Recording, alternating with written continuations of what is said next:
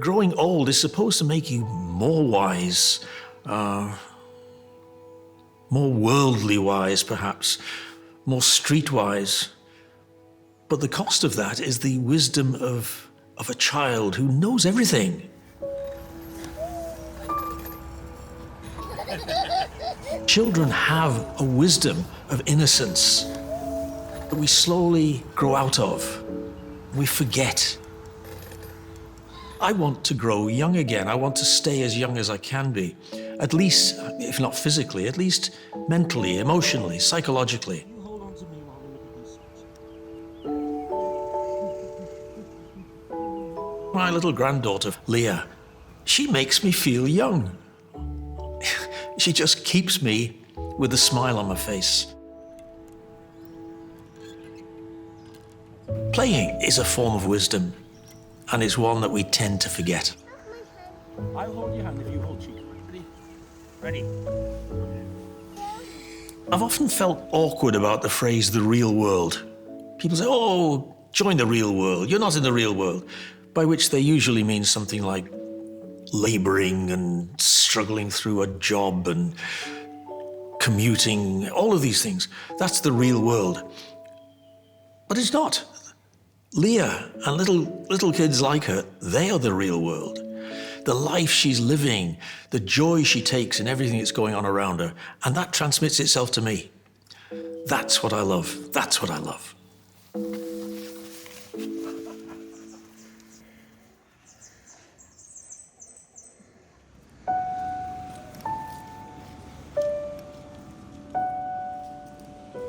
To get swept up in other people's dreams, to feel that I had to fulfill other people's goals rather than my own. That was easy for me to do because it was what was expected. Everything we go through as we grow older as children is aimed towards success in life. It's aimed towards making money and doing the things that everybody else expects of you.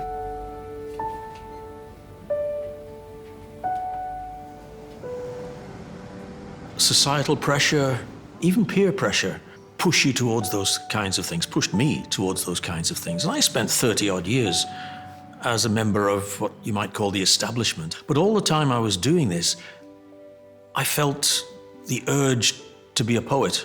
I was a poet, but I didn't dare tell anybody. I couldn't, because you just didn't. That's, come on, get back to the real world. That's not the real world. That's fanciful. That's dream world. It was only when I retired from teaching eventually that I suddenly realized this is what I've been wanting to do all along. This is what fulfills me.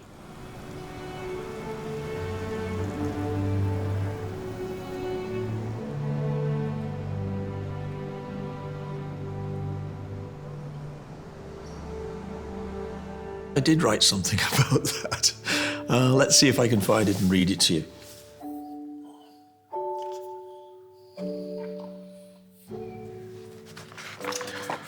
Making it. There comes a day, we think, when everything falls into place, when troubles die, the sun shines constantly, debts fade, and life makes sense. And does it matter then that we are not what everyone expects of us?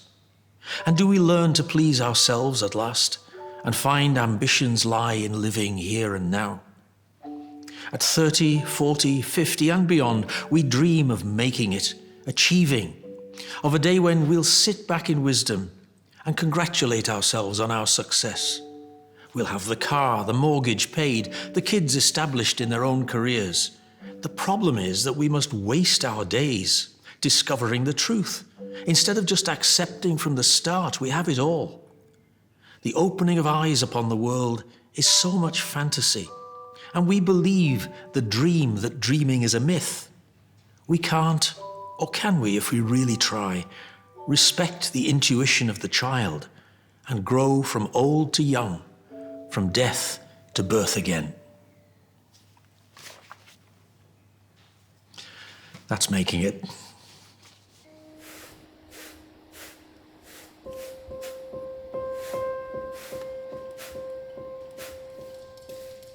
My father and I had an awkward relationship, and it was based on his looking for what fulfilled him.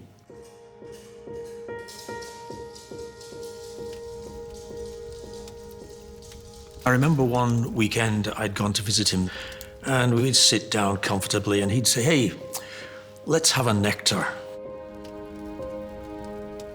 But when he had a few drinks inside him, suddenly he became more focused on his disappointment in me for not having fulfilled my potential as the eldest. He got a little bit upset with me. In fact, he got more than upset with me. He'd start telling me things that I'd done wrong. And I just got to the point, I said, "I've got to go. I can't take this." I left the room and went upstairs to the bedroom. And I was seething. But when I got up there, I realized I can't sleep. I can't sleep like this. So I went back down the stairs into the room, and he was still sitting in this chair where I'd left him 5-10 minutes before. He still had his little glass there, and he looked sad. And I walked into the room and said, "Dad, I can't sleep. I can't go to bed with you hating me like this." And he just looked up slowly, and he said, "I don't hate you." He said, "I've never hated you. You're my son. How could I hate you?" And then he levered himself slowly out of the chair, came towards me, and we just hugged. And I was choked. There was tears running down my face. I don't know how he felt, but I suspect he felt similarly.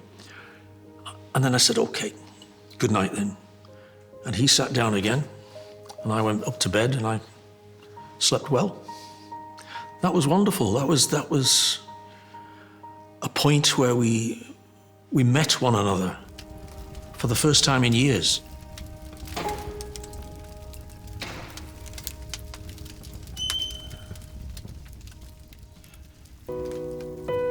I'm so happy now when I think of my family, my father particularly, thinking, at the end, he was my friend. We were friends. And for a long, long time, it was hard to see that. But that love, despite everything else, remained.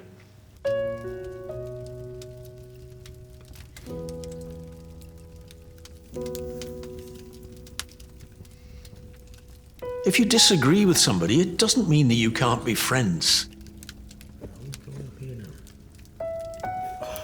And I think loving somebody with whom you disagree is normal. I'd almost argue that it's necessary. Real friendship comes from understanding one another. It comes from realizing that, yeah, there are things we disagree on. There are things we might disagree on profoundly, but we still love one another, and that will never change. The arguments we have, the disagreements we have, they will come and go, but the love remains.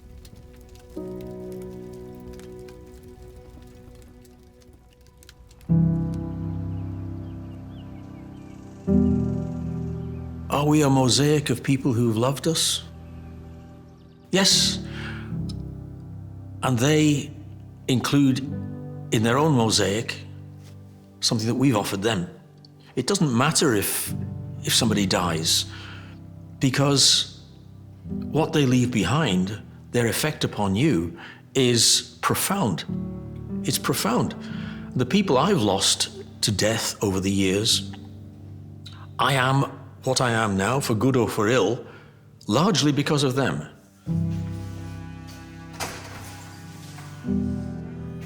In many ways, Dave was who I am. He's my younger brother, but when we were growing up, he was the one who would question the things that we were told we had to be and had to do. And I followed in his footsteps.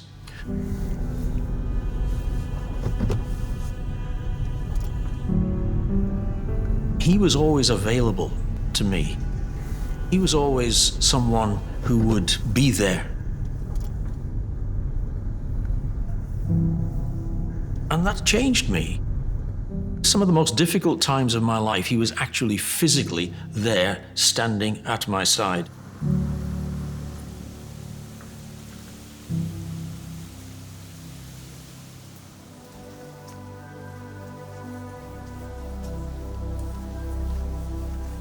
When we knew that Dave was dying, the opportunity came for me to travel there and to spend time with him. And it was a sad time because we knew why I was there. But it was a wonderful time because I was able to say things to Dave that I had never said before.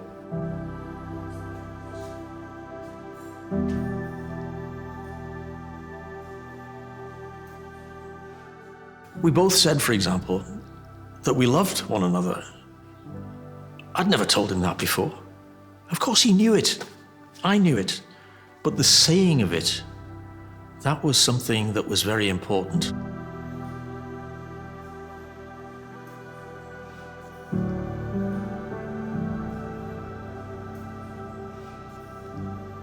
When we just held one another and said how much we regarded the other, how much we loved the other, that was so important, so important. And he wasn't just my brother, he was my friend. Friend, very special. Brother David. He was and is a leader, a head, a heart, a father's son, but ever himself, teacher, learner, a man of a better world than this, here, now, in the present tense, one to walk at another's side, to be there, to stand, to know that questions are all we are, and this is exactly as it should be. A brother, a real one. Say it loud. David, Dave, now we provision you. And you ain't heavy. You're our brother.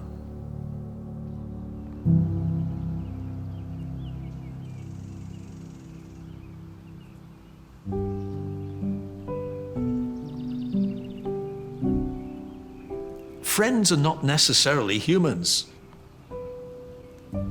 I have friends who are mountains. I have friends who are trees. I have friends who are streams of water.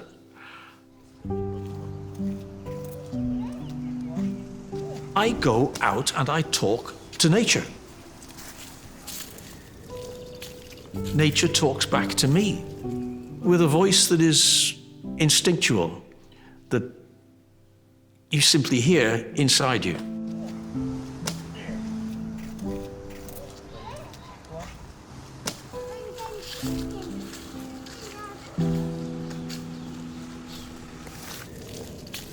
The trees are wondrous in their colors at the moment, but those wondrous colors signify death, the death of that particular life cycle.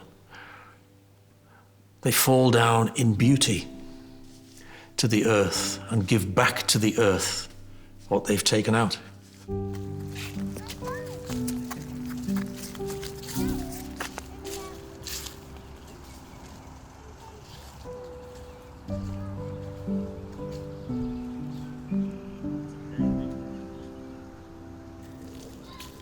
This is the life my brother and I have lived, him showing the way as ever, as now.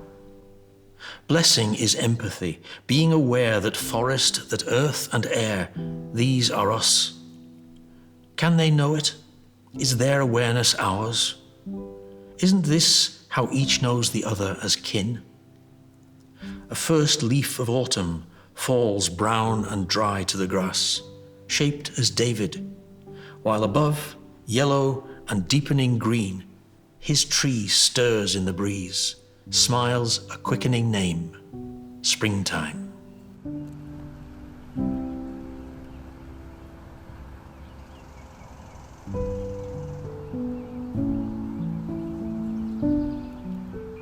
It's autumn when the leaves are falling. But they have to do that in order for us to experience springtime. They have to. The cycle will continue. It always continues. And that's the wonder of life.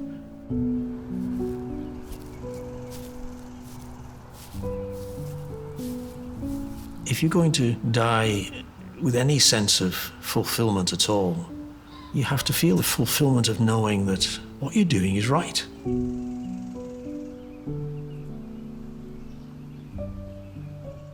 It's just the way things are. And you're going back to what gave you life in the first place.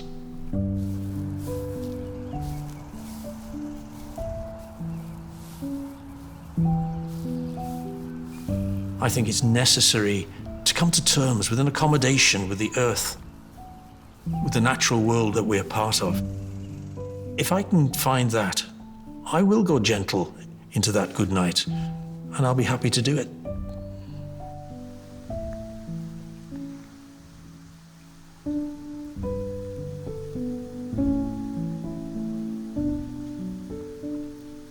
To live in this world, you must be able to do three things: to love what is mortal, to hold it against your bones, knowing your own life depends on it, and when the time comes to let it go, to let it go.